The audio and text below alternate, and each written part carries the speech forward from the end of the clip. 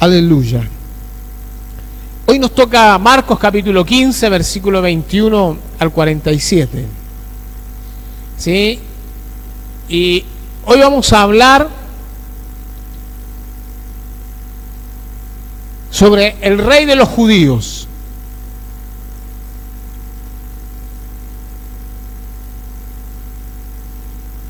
El rey de los judíos. Vamos a leer esta palabra que dice en el versículo 21: y obligaron a uno que pasaba, Simón de Cirene, padre de Alejandro y de Rufo, que venía del campo, a que le llevase la cruz. Y le llevaron a un lugar llamado Gólgota, que traducido es lugar de la calavera. Y le dieron a beber vino mezclado con mirra, mas él no lo tomó. Cuando lo hubieron crucificado, repartieron entre sí sus vestidas, echando suerte sobre ellos para ver qué se llevaría cada uno. En la hora tercera, cuando le crucificaron, era la hora tercera cuando le crucificaron, y el título escrito de su causa era el rey de los judíos. Vamos a comenzar esta mañana tratando de descubrir lo que el Señor quiere hablarnos. En realidad, aquellos que han estado leyendo este pasaje en el capítulo número 15 y desde el capítulo número 14, ustedes se van a dar cuenta de que en casi todo el capítulo número 15, los discípulos no están. Bueno, vamos a decir, el momento más cruento, más duro de la vida de Jesús, los discípulos no están. Solamente con leer el relato, uno siente esta sensación de injusticia, desde el juicio, las acusaciones, el juicio ante Herodes, el juicio ante el concilio, las mentiras, la falsedad, las acusaciones falsas. Pero creo que la crucifixión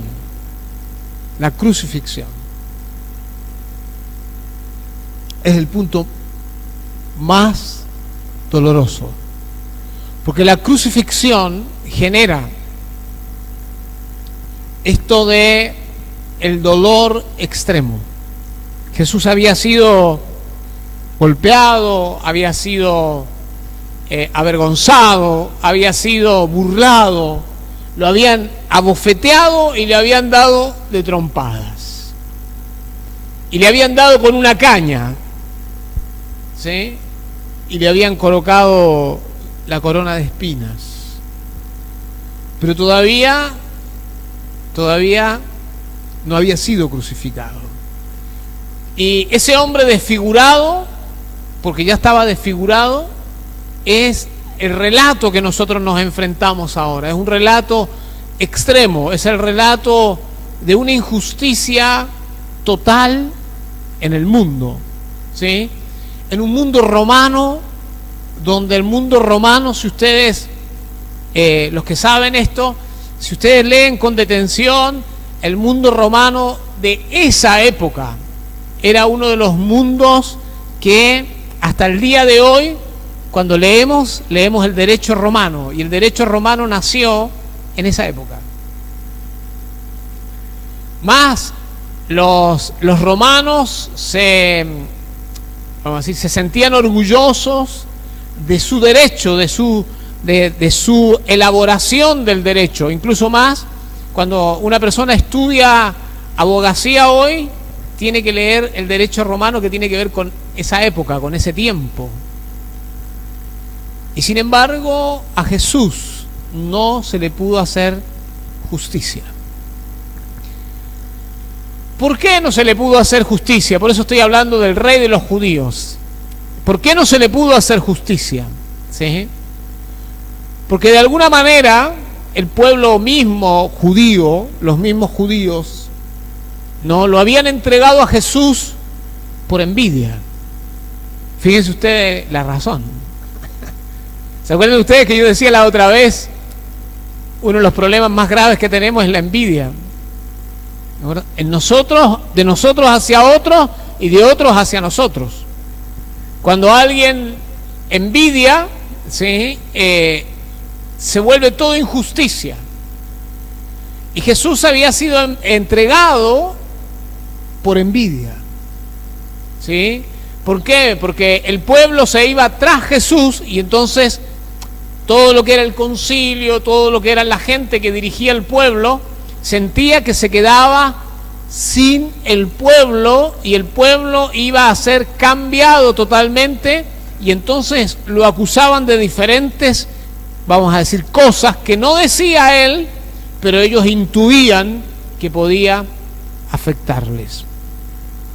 Así que después que está frente finalmente a Pilato, viene este relato, ¿sí? Donde ya es el último momento, es el punto donde él va a ser crucificado.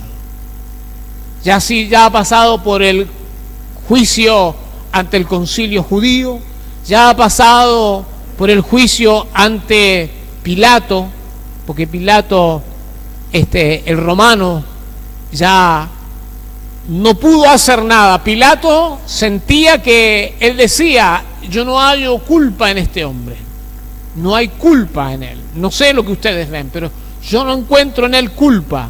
Pero no pudo evitar el tener que actuar. Cuando digo tener que actuar, hacerse a un lado y dejar que lo mandaran a la cruz. Hoy no voy a hablar sobre este tema de, vamos a decir, la salvación. Cuando digo no voy a hablar sobre la salvación, porque la cruz tiene que ver con la salvación, es fundamental, pero no la voy a hablar de la salvación para no salirme del texto, porque el texto no nos va a hablar de estas cosas, pero sí nos va a hablar de algunas cosas que son como fundamentales. Como el hombre que está crucificado, aunque está en la cruz. Por eso yo le llamé esta mañana el rey de los judíos. El rey. Aunque está en la cruz, él sigue produciendo eventos. Y me hace recordar un pasaje, un texto en la Biblia que dice: mi poder se perfecciona en la debilidad.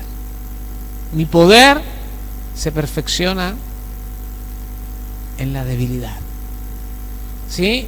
Entonces, de alguna manera, esta mañana, esta misma idea de mi poder se perfecciona en la debilidad es lo que nosotros esta mañana necesitamos. Fíjense ustedes, nosotros necesitamos al Cristo crucificado. El Cristo crucificado, y vamos a ver qué efectos produce él. La primera cosa, ¿sí?, en el versículo 21, es que vamos a descubrir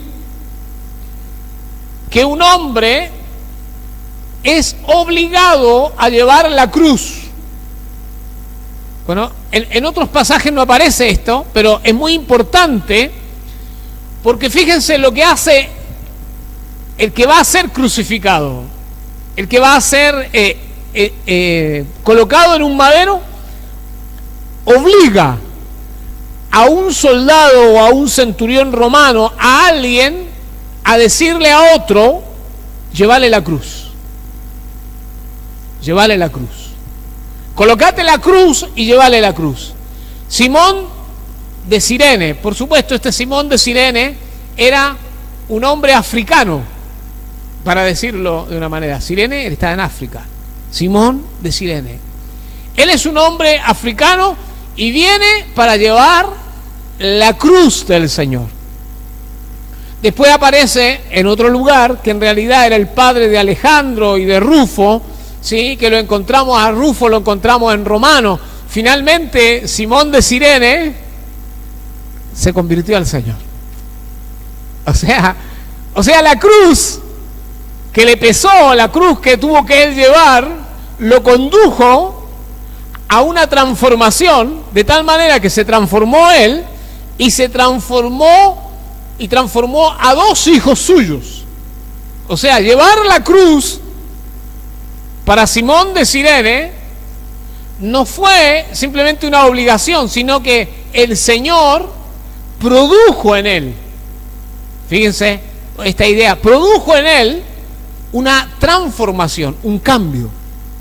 Así que cuando empezamos a mirar desde acá, ya no estamos mirando simplemente al pobre hombre que va doliente a sufrir y a ser crucificado frente a una injusticia, sino es un hombre que produce cosas, que empieza a producir cosas, incluso en aquel que lleva un madero, porque era una madera, una cruz, una madera, nada más que una madera. Ese hombre que lleva la madera que tenía que llevar Jesús ya está siendo transformado. Por lo tanto, lo de Cristo nos afecta, aun cuando parezca que nada está pasando. Cuando a él lo llevan a un lugar, se llama Gólgota, que traducido es lugar de la calavera. Bueno, fíjense dónde lo crucifican, en un lugar llamado la calavera. Ustedes saben que la calavera siempre ha representado la muerte. Bueno, desde esa época, antes, después, en la época de los, ¿cómo se llama? De los barcos, los piratas, siempre la calavera significó la muerte. Y hoy también todos los que usan la remera con una calavera, significa que se identifican con la muerte. Lo llevaron a un lugar que se llamaba la calavera, o sea, el lugar de muerte. Y fíjense, a él en ese lugar le quisieron dar a beber vino mezclado con mirra, ¿sí? El vino mezclado con mirra hacía un efecto adormecedor. O sea, antes de operarlo, vamos a decir, le vamos a poner anestesia. Ahora, una de las cosas curiosas es que él no lo tomó.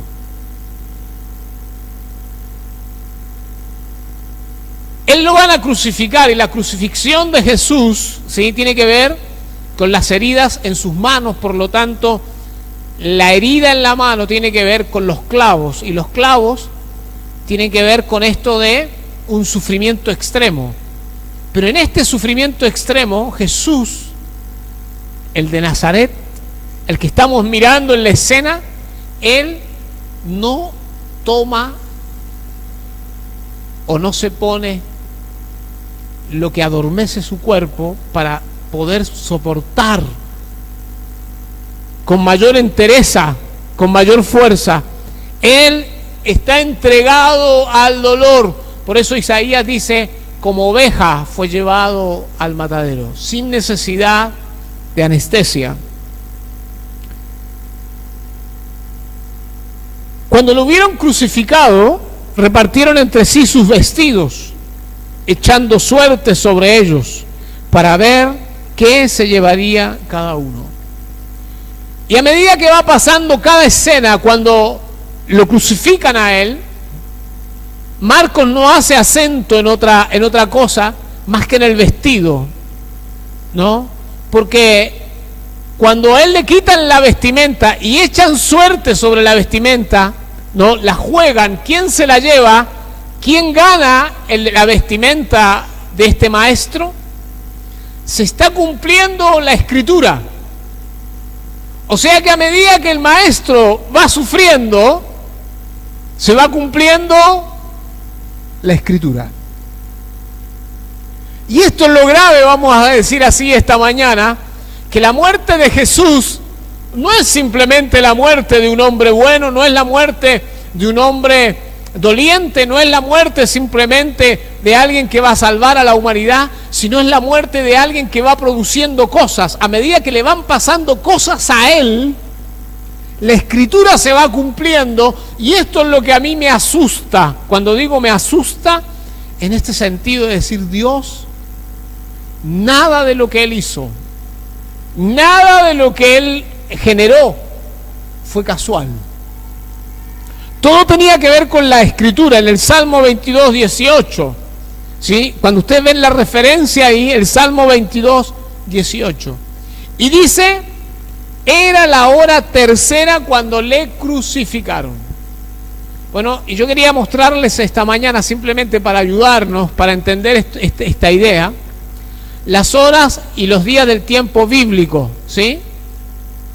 Cuando ustedes miran la hora tercera, siempre me olvido de traer un coso acá, ¿no? O algo así, ¿no? Me olvido. La hora tercera, si ustedes miran allá, en el lado izquierdo suyo, arriba, dice hora tercia, 9 AM. ¿Sí? La hora sexta, las 12 PM. Y la hora nona, ¿sí? Las 3 PM. ¿Sí? Y la hora 6 PM es el inicio del día, ¿sí?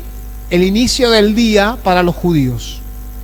Bueno, empezaba a la mañana, ¿sí? Cuando abría, era a las 6 de la mañana, ¿sí?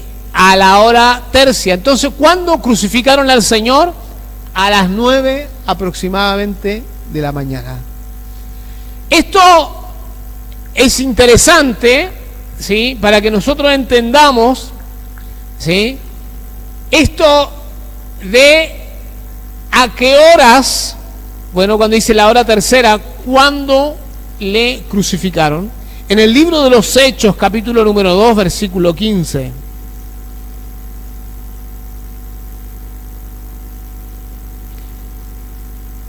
Dice la palabra, porque estos no están ebrios como vosotros suponéis, puesto que es la hora tercera, ¿sí? Del día, ¿sí? La hora tercera. La hora tercera. La hora tercera era la hora que habían crucificado al Señor. Por tanto, la hora tercera, fíjense ustedes, nos anuncia ¿qué cosa? La muerte, pero nos anuncia la vida. No nos anuncia la muerte, porque Cristo no murió en la hora tercera. Fue crucificado en la hora tercera. Fíjense, pero ustedes, esto es lo que a mí me asombra, por eso quiero decirles esta mañana, me asombra porque en la hora tercera, cuando Él está siendo crucificado, en la hora tercera, a la hora tercera, a las 9 de la mañana, cuando Él está siendo crucificado, el Señor está generando una apertura, un propiciar, un dar como un, vamos a decir, donde pisar, un lugar desde donde lanzar una, vamos a llamar así, una, ¿cómo sería? Una vasija enorme para el derramamiento del Espíritu Santo. Uno lo ve débil y uno, si estuviera frente a la cruz, lloraríamos de solo ver la situación. Los discípulos estaban tan a lo lejos que no se podían identificar, ¿sí? Y ahora vamos a ver cómo están las otras personas. Pero sin embargo, Él está siendo crucificado y el cielo está preparando la tercera hora, porque en esa tercera hora del día, bueno, y no quiero meterme en los temas proféticos, ¿no? Pero en la tercera hora del día se va a producir algo que es el derramamiento del Espíritu Santo para todos nosotros. Nosotros vemos la debilidad, pero el Señor está tomando una puerta de debilidad y tiene otra cara del otro lado. Recibiréis poder cuando haya venido sobre vosotros el Espíritu Santo. Y el Espíritu Santo viene en la hora tercera del día. Dios, Señor, esto es algo tremendo.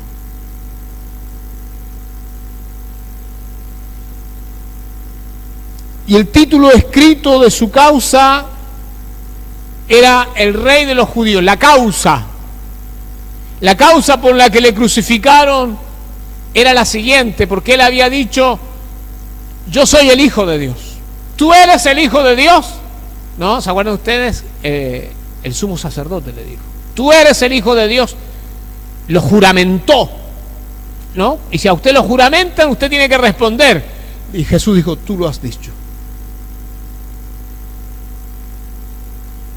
Tú lo has dicho. ¿Qué más necesidad tenemos? Esa era la causa. ¿Qué más necesidad tenemos? Pero sigue. Y se crucificaron también con él a 2 ladrones, uno a su derecha y el otro a su izquierda. Y uno diría: Señor, por favor, no lo crucifiquen entre los ladrones, porque él no es ningún ladrón. Le pusieron uno a la izquierda y uno a la derecha para mostrar que era el mayor ladrón que había, era él. El peor maleante era él. Pero cuando hicieron esto, se cumplió la escritura que dice: y fue contado con los inicuos. Inicuo ni siquiera es un pecador. El inicuo es alguien intencionalmente malo. Miren ustedes que hay gente que dice: bueno, yo robo por necesidad, yo hago esto porque me falta, yo hago esto otro. Pero el inicuo es aquel que se dedica, ¿no? Por ejemplo, un sicario sería un inicuo. Y la palabra dice: fue contado con los inicuos. Ellos quisieron desacreditarlo más. Ellos quisieron decir: él era el mayor maleante. Y sin embargo, simplemente se estaba cumpliendo la escritura. Y los que le pasaban, le injuriaban meneando la cabeza y diciendo: va, tú que derribas el templo de Dios en 3 días y en 3 días lo reedificas. ¿Sí? Le echaban en cara, lo injuriaban, le meneando la cabeza. ¿Sí? Y si usted lee la palabra y los salmos que aparecen ahí, el 22:7 como el 109:25, se va a dar cuenta de que lo que le estaban diciendo a él, lo que le decían a él, era la escritura. Y ellos que sabían la escritura no se daban cuenta que cuando estaban diciendo eso, estaban diciendo la escritura, y la escritura se estaba cumpliendo. Aquel hombre que estaba en la cruz estaba cumpliendo la escritura. Y ellos no se daban cuenta. Qué terrible. Qué terrible que nosotros no nos demos cuenta que estamos viviendo la escritura. Qué terrible que no nos damos cuenta que estamos viviendo los tiempos de Dios. No, qué terrible, porque de repente no voy a hacer cosas que hoy tú te estás enfrentando a una situación en la vida, o te estás enfrentando a alguna cosa en la vida y se está cumpliendo la escritura, y todavía tú no te des cuenta de que tienes que hacer algo, porque si no, la escritura te va a pasar por encima y te va a comer todo lo que tienes, porque Dios no es débil. Puede que aparezca como débil, pero no es débil. Le decían a Jesús: sálvate a ti mismo, y desciende de la cruz. No, pero ¿qué es lo que ellos no veían? La fortaleza, no veían. Dice: de esta manera también los principales sacerdotes, escarneciéndose, decían unos a otros con los escribas: a otros salvó, a sí mismo no se puede salvar. A otros salvó, a sí mismo no se puede salvar. El Cristo, Rey de Israel, descienda ahora de la cruz para que veamos y creamos.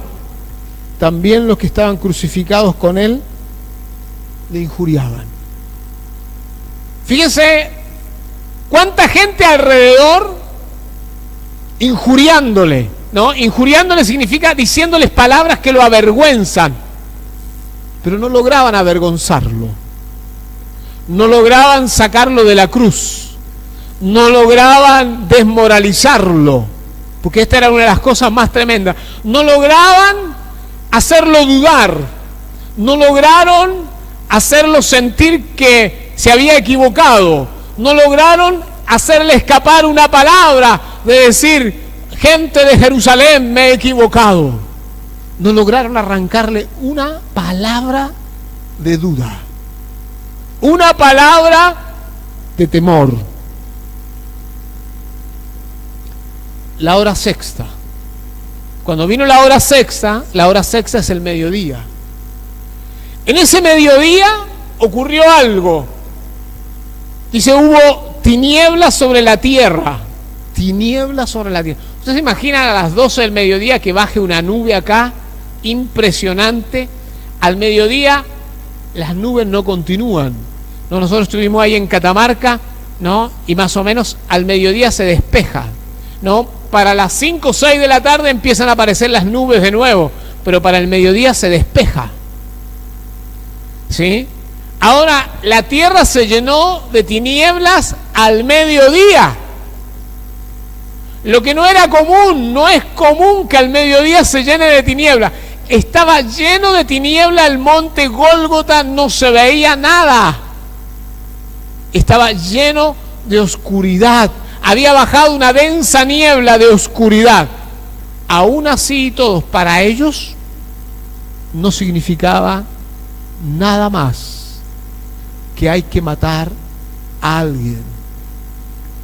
Con esto nos damos cuenta la ceguera en la que nos podemos meter por la envidia. Con esto nos damos cuenta la ceguera que nos podemos meter por no ser sensibles al Señor o a la Escritura. Una ceguera total, las tinieblas sobre toda la tierra. Y todavía no hay señales de que la gente está contemplando al Hijo de Dios. Sigue la hora novena. ¿Sí? La hora novena. La hora novena, fíjense ustedes que en el libro de los Hechos, miremos un momentito por favor ahí, en el libro de los Hechos, cuando en el pueblo judío, capítulo 3, versículo número 1,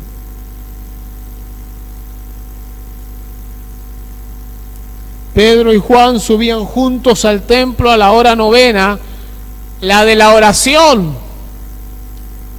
Bueno, y si miramos Hechos capítulo número 10, versículo número 3, dice, este vio claramente en una visión como la hora novena del día que un ángel de Dios entraba donde él estaba y le decía a Cornelio.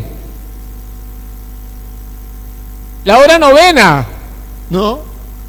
Cuando usted mira la hora novena en el libro, acá en la muerte de Cristo, y usted mira la hora novena en el libro de los Hechos, usted se va a dar cuenta de algo, que la hora novena es la hora de la oración y de la respuesta. Porque cuando ellos van al templo, hay un hombre paralítico que pide, y un hombre que a la hora novena encuentra la respuesta del Señor y el Señor lo sana. A la hora novena, en la cruz, la hora novena abre la respuesta de Dios. Y ahora, ¿cómo la abre? Miren lo que pasó. Yo dije acá que se produce dos cosas, la oración y la respuesta. Y a la hora novena, Jesús clamó a gran voz diciendo, Eloi, Eloi, lama sabactani, que traducido es, Dios mío, ¿por qué me has desamparado? Y algunos de los que estaban allí decían, al oírlo, no habían oído una palabra de él. No habían oído una frase de Jesús. Cuando oyeron esta frase, dijo, mirad, llama a Elías. Ellos no pueden oír, no pueden entender. Llama a Elías. Y corrió uno y empapando una esponja en vinagre y poniéndole en una caña, le dio a beber diciendo, dejad, veamos si viene Elías a bajarle. Otra vez se cumple una palabra. Ahí está Salmo 69, 21. Mas Jesús, dando una gran voz, expiró. Fíjense usted, expiró. Y cuando expiró, entonces el velo del templo se rasgó en dos, de arriba a abajo. Usted sabe, el velo del templo implica que el lugar santísimo, que no estaba conectado con el lugar santo directamente, sino solamente se entraba una vez al año al lugar santísimo, cuando se rasga eso, hay una respuesta del cielo, cuando Él dice: Dios mío, ¿por qué me has desamparado? ¿Sí? El hombre le da una caña de beber, le da para beber vinagre, pero sin embargo, el Señor da un grito, y el grito rompe el velo en el templo. ¿Usted sabe cuánta distancia estaba el monte Gólgota del templo? No era que estaba ahí, porque al Señor lo crucificaron fuera de Jerusalén.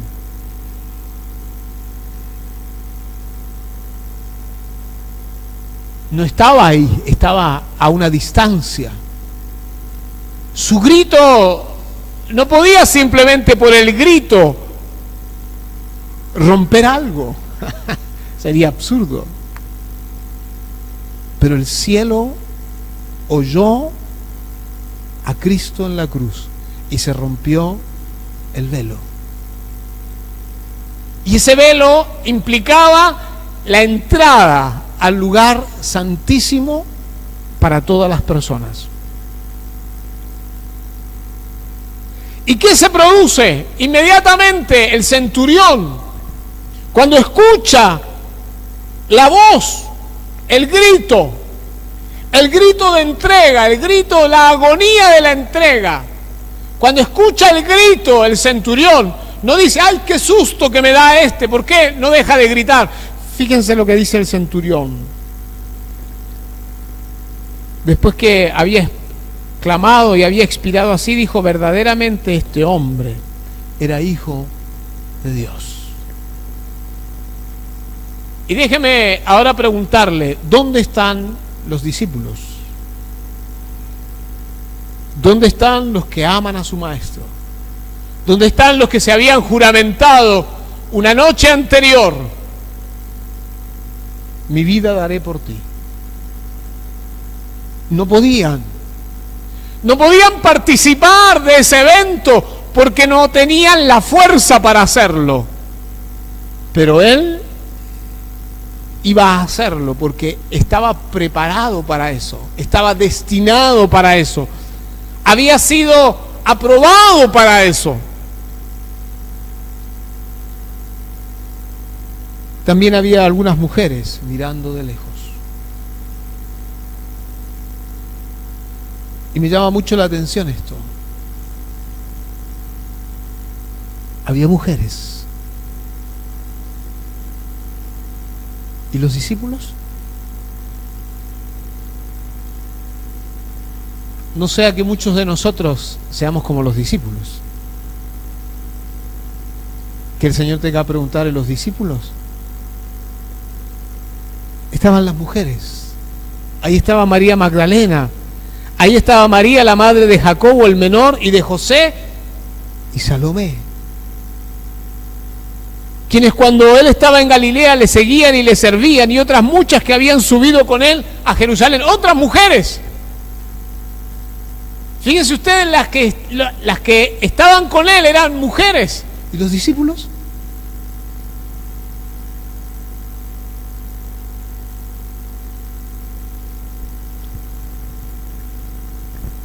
Todo esto produjo la cruz. La cruz distingue. Y yo creo que esto es una cosa muy grave. Y yo creo que esta mañana como iglesia necesitamos reflexionar esto. La cruz distingue a los que están de los que no están. Y no estoy hablando de estar acá físicamente. A los que están de los que no están. Y la cruz también incluye, porque esto es lo más, yo creo que es lo más doloroso por otro lado. que la cruz también incluye incluso a los que no están, incluso a los que han negado al Maestro, incluso a los que han negado la cruz, incluso a los que huyeron esa noche, incluso a aquel joven que huyó. ¿Se acuerdan ustedes? Dice la Biblia, huyó desnudo, andaba con una sábana y huyó desnudo. Aún esa persona que huyó está incluido en la cruz, porque la cruz no excluye, la cruz incluye aún aquellos que se fueron. Los incluye, no porque están presentes, los incluye porque la cruz es el amor y la expresión de Dios suprema. Nos incluye.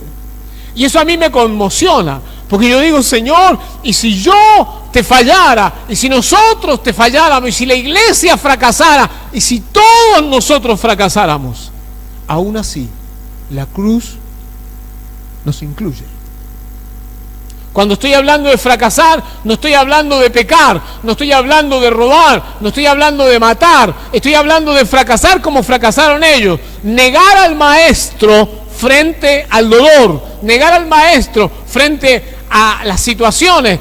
Cuando a uno le preguntan en la escuela, cuando uno es chico, cuando uno tiene 8, cuando uno tiene 16 años, ¿tú eres evangélico? No.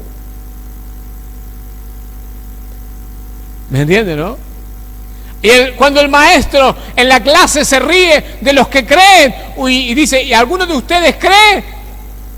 Nadie le va, y ahí están los evangélicos, no sé si me entiende. Ahí está la cruz, pero la cruz te incluye, porque no importa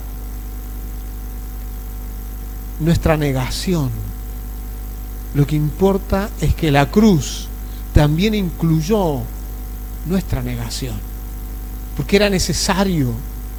Incluso más, hay un pasaje en la Biblia que el otro día estábamos leyéndolo junto con Silvia, que decía que si aquellos días no fueran acortados, ni aun los escogidos serían salvos. Así que la cruz nos va a incluir, porque nos tiene que meter el Señor en su plan.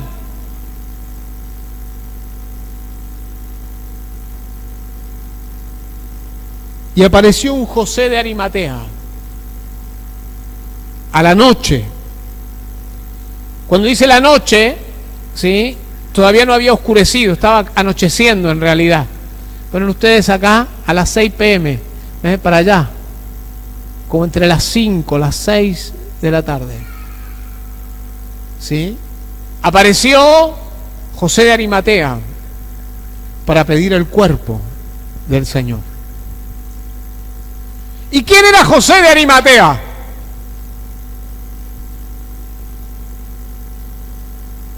Un discípulo raso, vamos a decir así, porque vienen ustedes, para nosotros, ¿quién es importante? Los apóstoles de la iglesia del Nuevo Testamento, ¿no? Todo eso habían fracasado. Y José de Arimatea, que era un discípulo raso, va, para decirlo de una forma, un discípulo que no valía nada, que ni el maestro le había dicho, tú eres una roca, te transformas en una roca, que no le había cambiado el nombre, que tal vez siquiera por ahí lo oía de lejos al maestro. Pero José de Arimatea había tomado fuerzas. Y José de Arimatea, dice, miembro noble del concilio, que tal vez estaba metido en el concilio, y cuando lo crucificaron a Jesús, y cuando lo condenaron a Jesús, incluso a Nicodemo mismo, tal vez se ha parado tímidamente y ha levantado la mano y dijo, muchachos, tenemos que hacer lo justo. ¡Cállate la boca! ¡Pum! Anda para atrás. ¿Entiendes, no? Y José de Arimatea tal vez salió por ahí atrás, tratando de que no pasara, pero pasó. Tal vez cuando lo condenaban, él no quería que lo condenaran, y intentó, habló con algunos, murmuró algunas cosas, pero no logró hacer nada.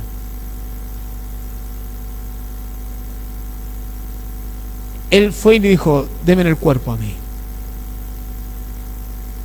Yo quiero el cuerpo de mi maestro. ¿Dónde está Pedro? ¿Dónde están? No apareció ninguno.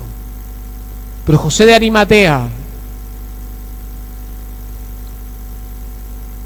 que esperaba el reino de Dios, vino y entró osadamente a Pilato y pidió el cuerpo de Jesús.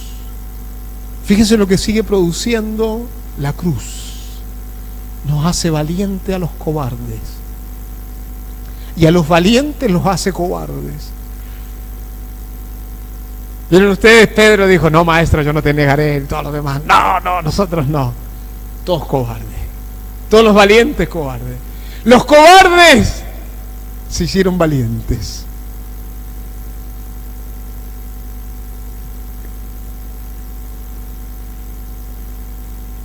Y Pilato se sorprendió de que ya hubiese muerto.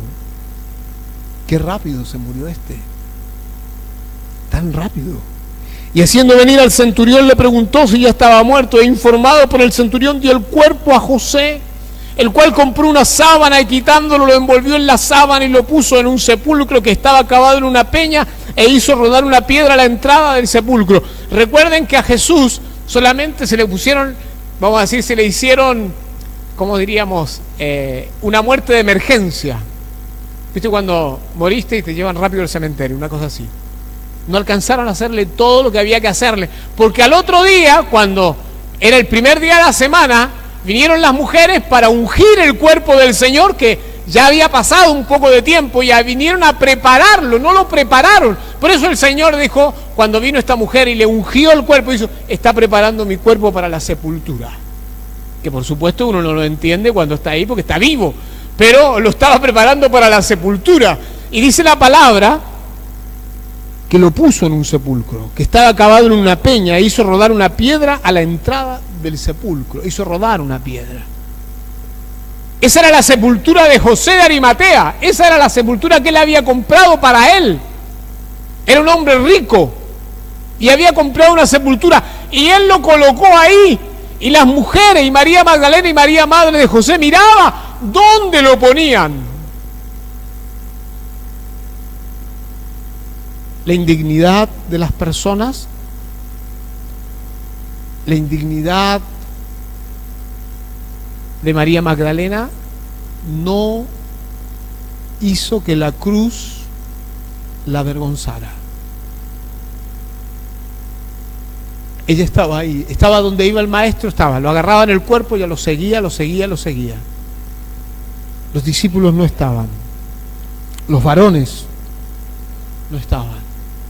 Y yo creo que el Señor hace esto a propósito, nuestro Dios, nuestro Padre hace esto a propósito, para mostrarnos que el reino de Dios no consiste en fortalezas humanas, no consiste en cuánto podemos, no consiste en cuánto tenemos, no consiste en cuántos somos, consiste en una vergonzosa cruz que hace cosas imposibles. Hombres cobardes que se transforman en valientes, valientes que se sienten acobardados. Esta mañana el rey de los judíos, crucificado, es aquel que puede cambiar toda tu vida, todo lo que eres, todo lo que sientes que eres, todo lo que vales y todo lo que sientes que vales. Tal vez usted esta mañana dice, yo no valgo nada, soy un cobarde traidor. Y cuando digo esto, lo digo no para avergonzar, sino porque sé también lo que es negar al Señor. Moisés, tú eres evangélico, así que no, pero yo soy evangélico, pero no tiene nada que ver. También podemos hacer estas cosas. Pero tú vas a la iglesia y ¿qué va? No, pero ¿qué tiene que ver? Nosotros estamos modernizados.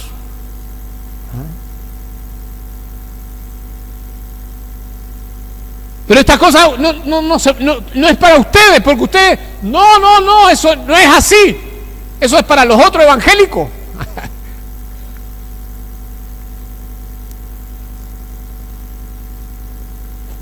Cuánto que nos desafía la cruz y nos pega en lo más profundo. Yo no sé qué escogería hoy.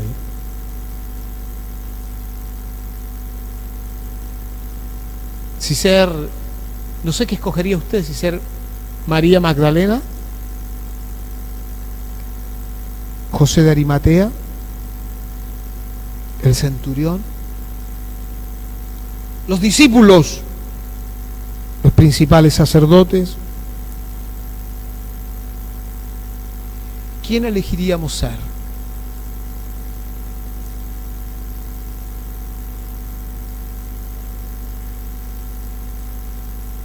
Yo nunca anduve con un cuerpo muerto al hombro, no sé usted. Pero José de Arimatea tomó el cuerpo y se lo llevó a su sepulcro. Dijo: maestro, no vas a permanecer en esa cruz, yo te voy a tomar, yo te voy a llevar. María Magdalena no tuvo miedo, porque estaban todos amenazados. Por eso los discípulos no estaban, porque estaban amenazados todos. Todo el pueblo estaba revuelto, estaba listo para matar al que siguiera a Jesús en ese momento. Pero María Magdalena y María, la madre de José, sabían dónde habían colocado el cuerpo. Por eso fueron a la mañana siguiente para ungirlo.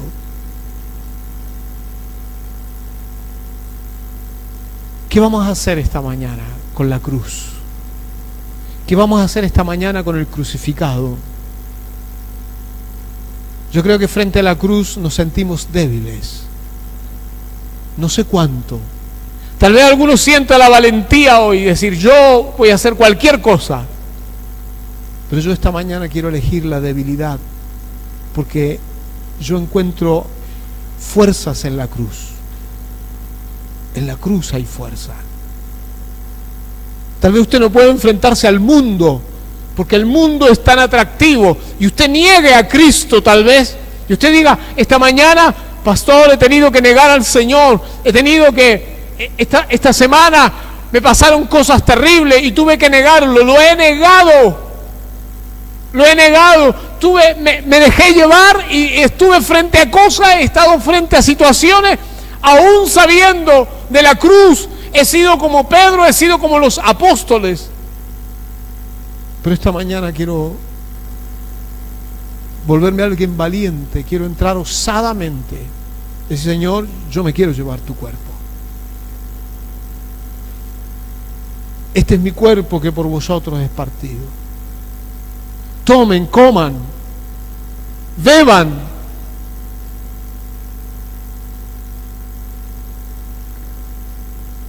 El Rey de los judíos en la cruz nos desafía esta mañana a perder para encontrar, débiles para hacernos fuertes. Póngase de pie esta mañana.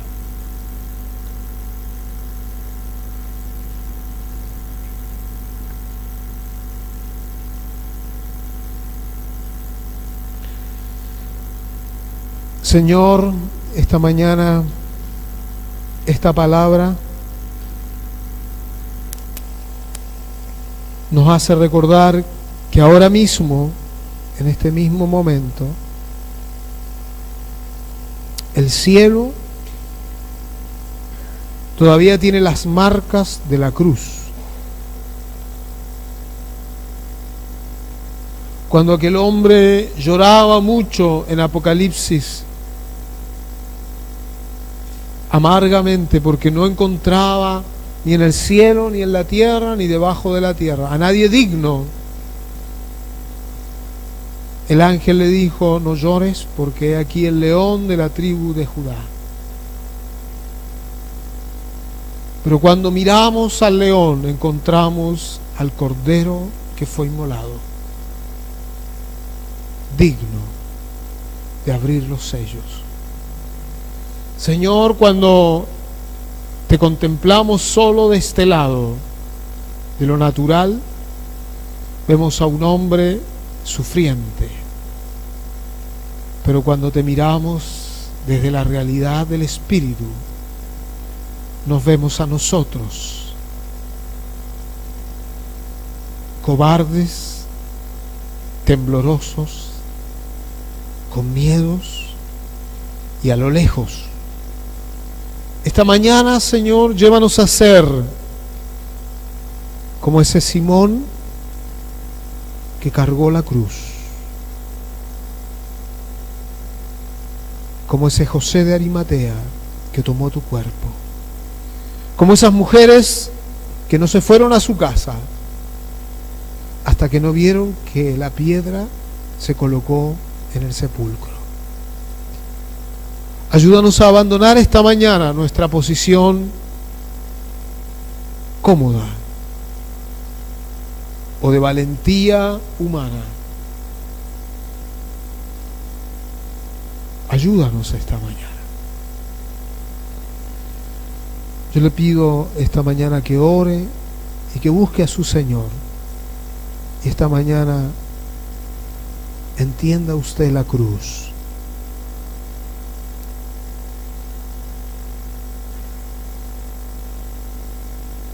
Padre, no podemos hacerlo. Quisiéramos, pero no podemos. Padre, no hay en nosotros la claridad ni la capacidad para entender la cruz. Pero si tu Espíritu nos ayuda, vamos a poder.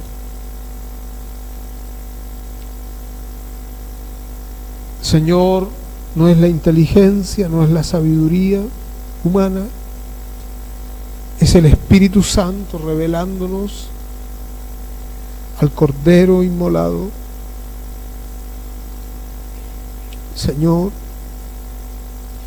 muchas veces, Señor, nos sentimos como los discípulos, valientes y arrojados a cualquier cosa, pero frente a la menor objeción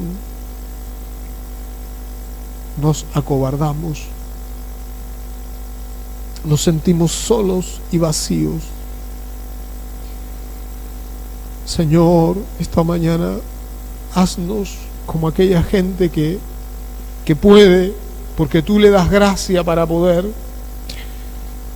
Danos gracia esta mañana para tener autoridad, danos gracia para enfrentarnos, danos gracias, Señor, danos gracia para enfrentarnos al dolor, al sufrimiento, enfrentar los límites.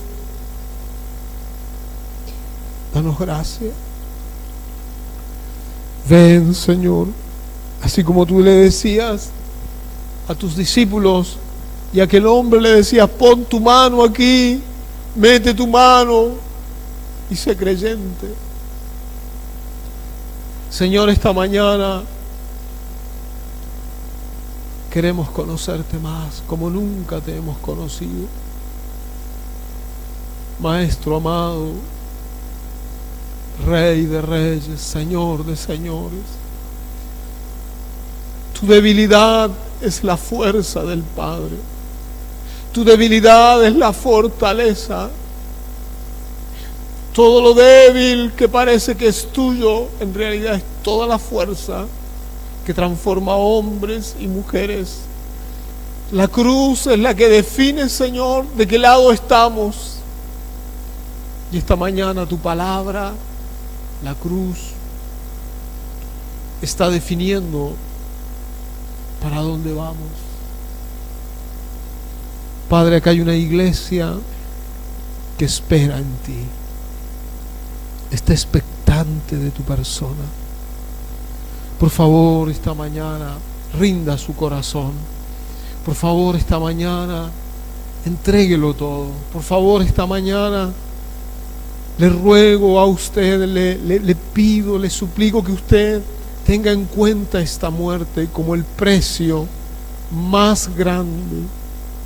Y usted esta mañana se entregue completamente.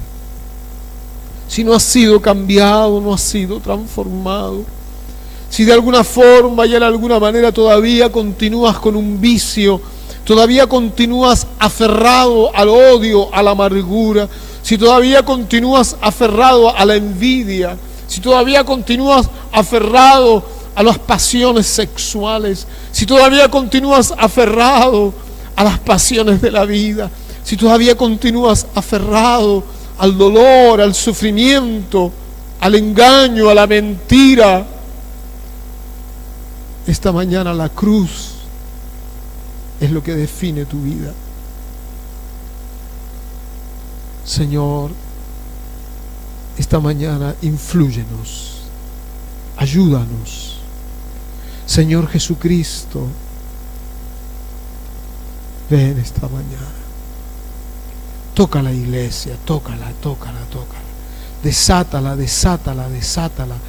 Desata los ojos atados, desata la mente atada, desata el alma.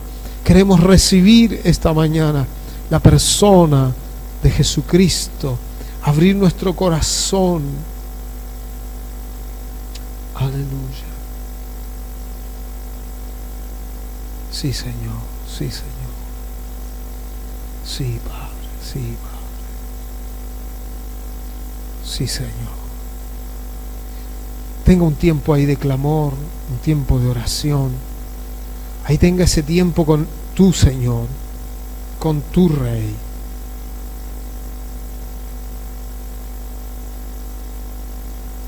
Señor, entregados a ti esta mañana, absortos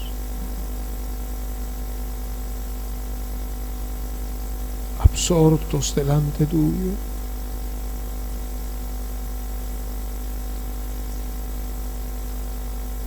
Absortos ante tu presencia, Señor, sin ninguna esperanza fuera de ti, Señor.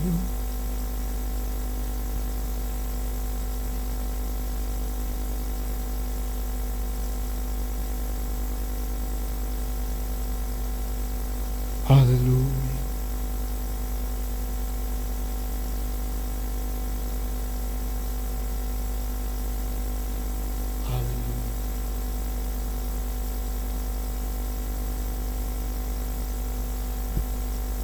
Sí, Señor, sí, Señor. Rendidos a ti esta mañana, rendidos. Señor, yo quiero ser como María Magdalena,